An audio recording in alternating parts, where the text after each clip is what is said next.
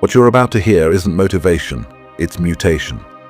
This is not just a bodybuilding story, it's the resurrection of a monster forged in trauma, sharpened in silence, and unleashed on a world that wasn't ready.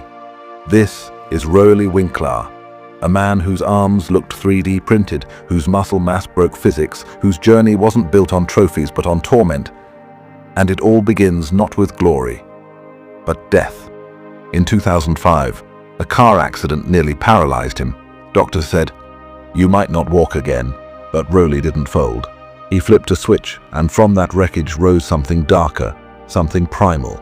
He wasn't chasing aesthetics, he was chasing vengeance, not against the world, but against his limits. No spotlight, no fame, just pain, blood, and iron. Before the world saw the beast from Curaçao, Roelly was just a silent juggernaut training in a small gym in the Netherlands. No flexing for cameras, no stories for clout, just cold focus and rep after surgical rep. And when people watched, they didn't just see muscles, they saw madness. In 2009, with no sponsors, no buzz, no expectations, Roelly entered the amateur circuit and obliterated every name in front of him.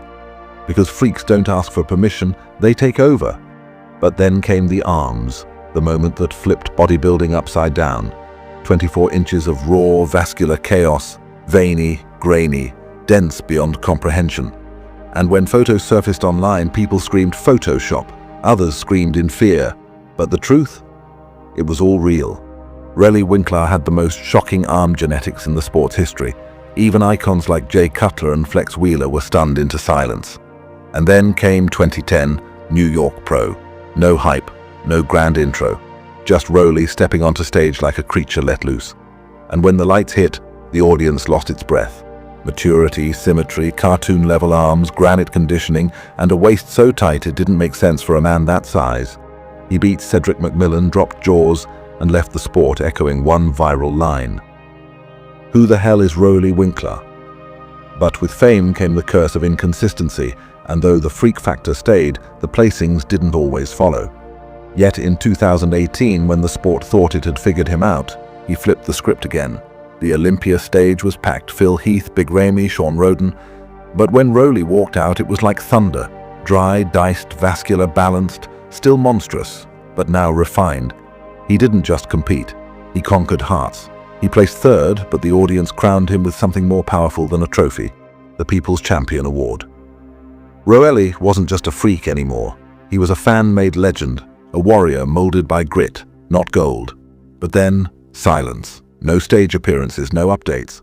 Roelly disappeared and the rumors spread like wildfire. He's injured, he's done, he's broken. But in 2023, gym footage leaked, grainy, blurry, but unmistakable.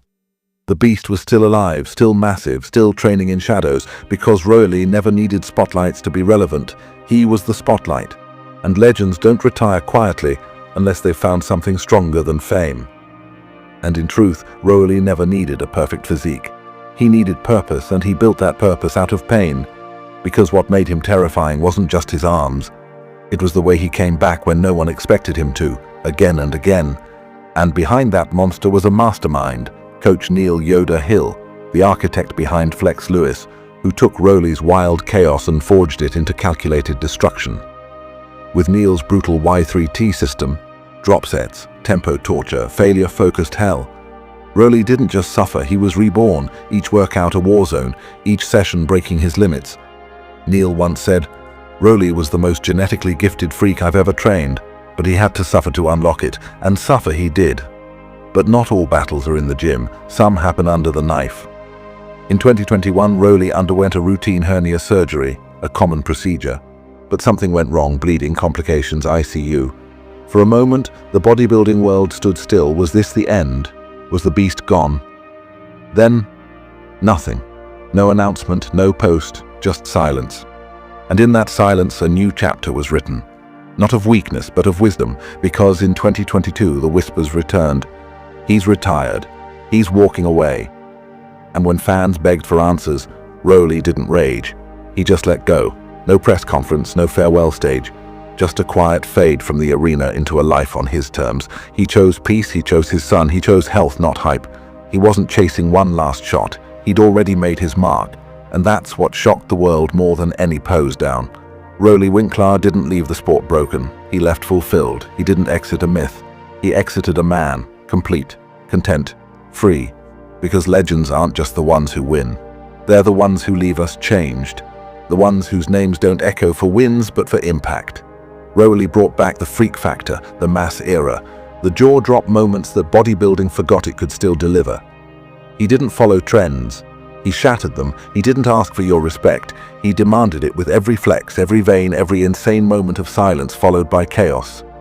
And though he never held the Sandow, he held something greater, the respect of millions, the love of fans, the fear of competitors, and the goosebumps of a generation that witnessed the impossible come to life.